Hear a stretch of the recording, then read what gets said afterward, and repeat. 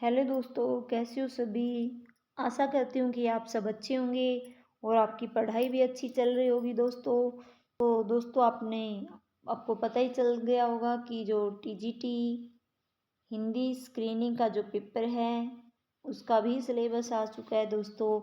लेकिन दुख की बात है कि जो एचपीएससी पीजीटी हिंदी था दोस्तों, उस वैकेंसी को विड्रॉल कर लिया गया है, यानी कि दोबारा से उसको निकालेंगे। और उन्होंने ये भी कहा है कि एग्ज़ाम पैटर्न चेंज करके वो देंगे। तो दोस्तों, ये बुरी खबर है, लेकिन दोस्तों हम अपने सब्जेक्ट और ग्रामर की तैयारी इसी तरह करते रहेंगे, क्योंकि ग्रामर और सब्जेक्ट कहीं जाने वाला नहीं है। हरियाणा जीके है वो कहीं जाने वाली नहीं है, वो सब सिलेबस में ज़रूर डालेंगे। तो हम इस प्रकार उसकी तैयारी जारी रख सकते हैं एचपीएससी पीजीटी हिंदी की। और एक अच्छी खबर ये है दोस्तों कि आज से हम इस चैनल पर टीजीटी स्क्रीनिंग के लिए टेस्ट सीरीज़ लेके आ रहे हैं। वो टेस्ट सीरीज़ रहेगी दोस्तों हिंदी साहित्य की, और जो ग्रामर की रहेगी दोस्तों हिंदी व्याकरण की। तो उसी सीरीज़ को आगे बढ़ाते हुए दोस्तों हम आपके लिए कुछ क्वेश्चन लेके आए हैं हिंदी ग्रामर के। तो हमारा पहला क्वेश्चन यही है दोस्तों कि हिंदी में कुल वर्णों की संख्या कितनी होती है। तो कितनी होती है दोस्तों, 52 होती है। यानी कि कुल वर्ण अगर पूछे गई है तो आप कितने बताएंगे दोस्तों, 52। यानी अगर मानक वर्ण पूछे गए हैं तो भी दोस्तों हम क्या बताएंगे, 52 ही बताएंगे। तो दोस्तों अगला क्वेश्चन है हिंदी में मूल वर्ण कितने हैं। तो मूल वर्ण है दोस्तों 44, लेकिन अगर कुल वर्ण पूछे तो 52 है। और अगर पूछे दोस्तों मूल वर्ण कितने हैं तो वो है 44। आगे है दोस्तों भाषा की छोटी से छोटी लिखित इकाई क्या है। लिखित अर्थात जिसको हम लिख देते हैं वो क्या कहलाता है दोस्तों, वो वर्ण का। जैसे ए आ, अगर हम इनको लिख रहे हैं यानी कि लिखित इकाई है दोस्तों, तो हम इन सबको क्या बोलते हैं, कै ख ग। तो इनको क्या बोलते हैं दोस्तों, इनको वर्ण कहा जाता है। यानी कि भाषा की छोटी से छोटी लिखित इकाई क्या है, वर्ण है। आगे दोस्तों भाषा की छोटी से छोटी मौखिक इकाई क्या है, तो वो ध्वनि है। यानी कि अगर हम बोले मौखिक पूछा है दोस्तों, ये हमें ध्यान रखना है, इन्होंने क्या पूछा है, मौखिक। तो जैसे आ ई उ क ख ग। तो इस तरह की जो हमारी मौखिक यानी कि हम जो बोल रहे हैं, हम जो मुख से बोल रहे हैं उसे क्या कहा जाता है, उसे ध्वनि कहा जाता है। और दोस्तों ध्वनि को ही क्या बोलते हैं, स्वनिम भी कहा जाता है। कई बार ये वर्ड आ जाते हैं तो हम पता नहीं चलता है कि ये वर्ड क्या होता है। तो दोस्तों ध्वनि का ही दूसरा नाम क्या है, स्वनिम है। अगर ऐसे भी आ सकते हैं कि मौखिक इकाई क्या है, स्वनिम है। सार्थकता के आधार पर भाषा की छोटी से छोटी इकाई क्या है, तो वो क्या है दोस्तों, वो है शब्द। यानी कि अगर सार्थकता देखें, जैसे कै की कोई सार्थकता नहीं है, अर्थात हमें अर्थ इसका पता नहीं चल कि कै क्या होता है, कै ख क्या होता है, कुछ भी नहीं। अगर ये लिखे कब, तो हमें पता चल रहा है कि ये पूछा जा रहा है कि कब हुआ ये सब काम। तो इस तरह जो सार्थक भाषा की छोटी से छोटी जो इकाई है अगर सार्थकता के आधार पर, तो उसको हम क्या कहेंगे, उसको शब्द कहेंगे दोस्तों। और इसी तरह का एक क्वेश्चन यही भी बन सकता है दोस्तों कि व्याकरणिक पूर्णता के आधार पर हम भाषा की छोटी से छोटी इकाई को क्या कहेंगे। कि अगर ये क्वेश्चन आए कि व्याकरणिक पूर्णता के आधार पर, ये तो है सार्थकता के आधार पर शब्द। और अगर दोस्तों ये आए व्याकरणिक पूर्णता के आधार पर भाषा की छोटी से छोटी इकाई क्या है, तो वो दोस्तों क्या है, वाक्य। क्योंकि वो व्याकरण की दृष्टि से पूर्ण होंगे कि पहले कर्ता आएगा, फिर क्रिया आएगी, फिर कर्म आएगा। तो इस तरह दोस्तों वर्ण किसे कहते हैं, भाषा की लघुत्तम इकाई। लघुत्तम यानी कि छोटी से छोटी, जिससे छोटी नहीं हो सकती और जिसके खंड नहीं किए जा सकते, उसे क्या कहेंगे दोस्तों, उसे वर्ण कहेंगे। जैसे क ख ग अ ई उ। तो ये सब दोस्तों क्या है, ये है वर्ण। और वर्णों के व्यवस्थित समूह को क्या कहा जाता है, वर्णमाला।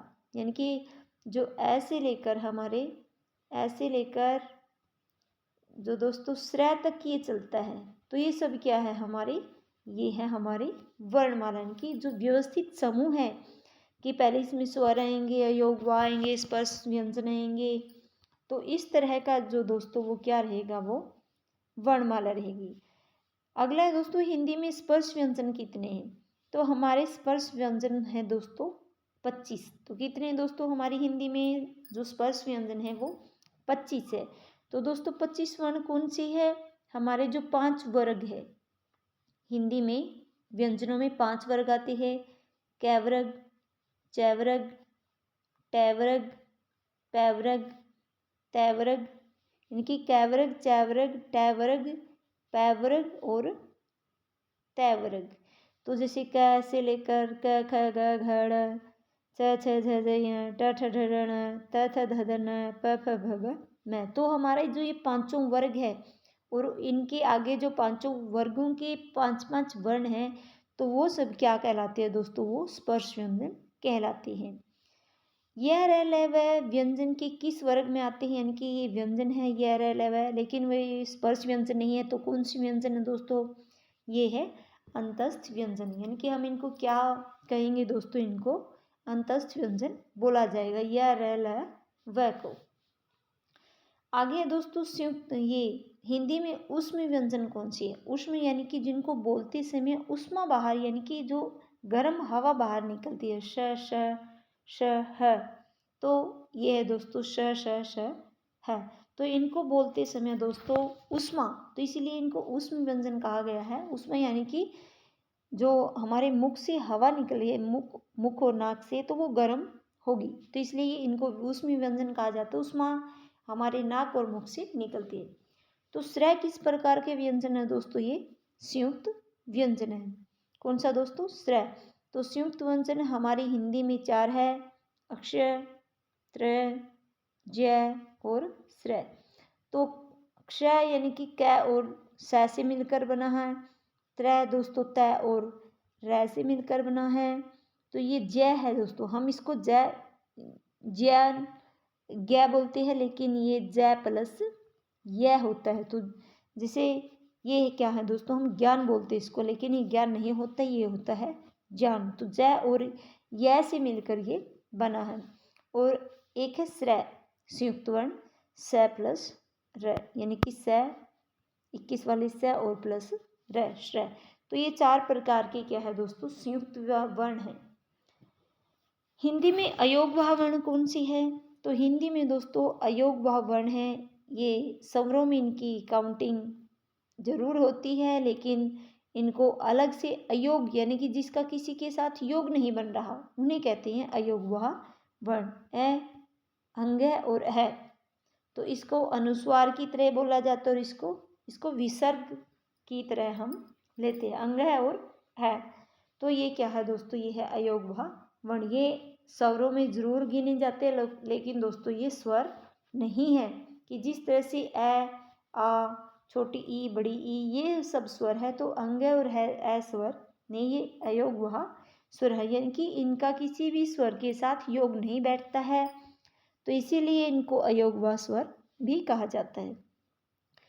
ताड़न जात वर्ण कौन से है दोस्तों, जो ताड़न जात वर्ण होते हैं दोस्तों वो है ड और ढ, यानी कि जो ये ताड़न जात वर्ण है दोस्तों ड और ढ, यानी कि इस तरह के स्पर्श व्यंजन में भी आपने देखो, जैसे क ख घ घ ड़ ट ठ, जैसे ट ठ ढ ढ, लेकिन दोस्तों इनके नीचे जो ये बिंदी सी लगी हुई है, ये सब नहीं आती है।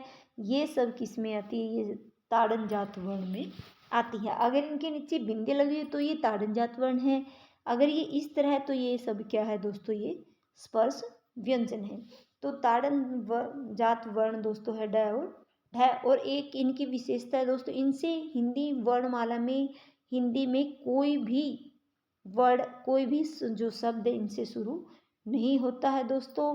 जैसे ढक्कन को अगर आप सोच रहे हो कि ढक्कन है, जैसे डमरू है, तो डमरू हमेशा ऐसे लिखा जाता है, नीचे ये बिंदी नहीं होती। और जो ढक्कन में भी है वो ऐसे ही होता है, बिंदी नहीं लिखी जाती, लगाई जाती। अगर इसमें बिंदी लगा दी तो ढक्कन वो नहीं रहेगा। तो शब्दकोश में कहीं भी इन वर्ण से शुरू होने वाला जो शब्द है वो नहीं पाया जाता है। अक्षर के बीच में इनको पाया जाता, जैसे सड़क है तो ढह के नीचे जो बिंदी लगेगी यानी कि ताड़नजात वर्ण है। और दोस्तों इन ताड़नजात वर्णों का दूसरा नाम है क्या है? उत्क्षिप्त व्यंजन। क्या है? उत्क्षिप्त व्यंजन भी इनको हम कहते हैं, द्विगुण व्यंजन भी हम इनको कहते हैं और विकसित व्यंजन भी हम इनको कहते हैं। तो दोस्तों ये सब क्या है? ये है ताड़नजात वर्ण। अगला है दोस्तों, हिंदी में अपने आप में पूर्ण वर्ण कौन सी है? तो स्वर है दोस्तों अपने आप में पूर्ण वर्ण, क्योंकि व्यंजन तो स्वरों की सहायता से बोले जाते हैं, लेकिन जो स्वर है वो क्या है दोस्तों? वो अपने आप में पूर्ण वर्ण होते हैं। इन्हीं की अब बोलने के लिए किसी की भी सहायता नहीं लेनी पड़ती। एक मात्रिक स्वर का दूसरा नाम क्या है? ह्रस्व स्वर। तो दोस्तों जो हमारे ह्रस्व स्वर है, ह्रस्व स्वर कौन से है दोस्तों? वो है ए, ई, ऊ और री। तो दोस्तों ये हमारी हिंदी की क्या कौन से वर्ण हैं? ह्रस्व स्वर भी हम इनको कहते हैं, हम इनको लघु स्वर भी कहते हैं, एक मात्रिक स्वर भी कहते हैं। तो ये सब जो 4 वर्ण हैं तो ये सब एक मात्रिक स्वर ही हैं। तो इसका दूसरा नाम क्या है दोस्तों? ह्रस्व स्वर। दोस्तों ये थी मेरा छोटा सा प्रयास टीजीटी पीजीटी हिंदी के लिए।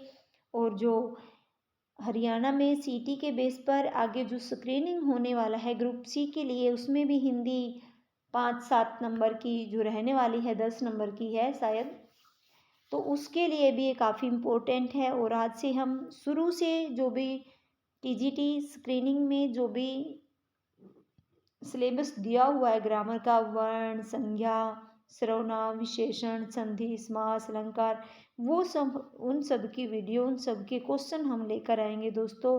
तो इस तरह हमारा जो पूरा सिलेबस है वो कवर होता जाएगा। कंटेंट दोस्तों अभी तक आपने पढ़ लिया होगा, तो अब बारी है दोस्तों कि हम उसके लिए प्रैक्टिस शुरू कर दें, क्योंकि बस 1.5 महीना ही मान के चलो कि एग्ज़ाम में आपका 1.5 महीना ही यानी कि 40 दिन ही रहते हैं। क्योंकि चेयरमैन साहब ने, जो एसएससी के चेयरमैन साहब हैं, उन्होंने कहा है कि अप्रैल लास्ट में आपका एग्ज़ाम होगा।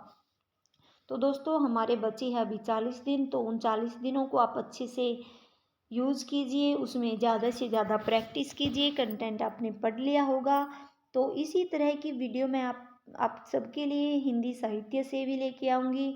और जो ये मेरी वीडियो है दोस्तों, ये एचपीएससी पीजीटी हिंदी वालों के लिए भी, क्योंकि ग्रामर उनको भी आएगी। तो दोस्तों हर छोटे से छोटा टॉपिक मैं अपनी वीडियो के माध्यम से आपके सामने लेके आऊँगी। उन सब के जो क्वेश्चन है इसी तरह आपके सामने रखूँगी। अगर आपको मेरी वीडियो अच्छी लगे तो इसको लाइक और शेयर ज़रूर कीजिए। और अगर आप मेरे चैनल पर नए हैं तो मेरे चैनल को सब्सक्राइब कीजिए, ताकि आगे आने वाली हर वीडियो का नोटिफिकेशन आपको मिलता रहे। धन्यवाद।